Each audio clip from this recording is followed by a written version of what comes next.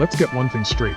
You can't communicate, you can't lead, you can't collaborate, and you sure as hell can't expect people to read your mind.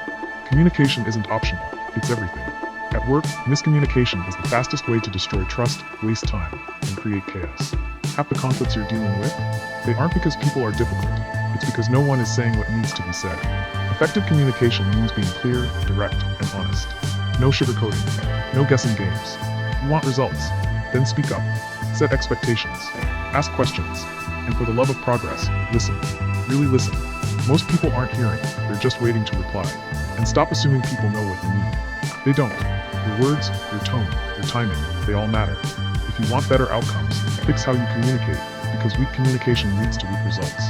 Stay tuned for more JLP tips.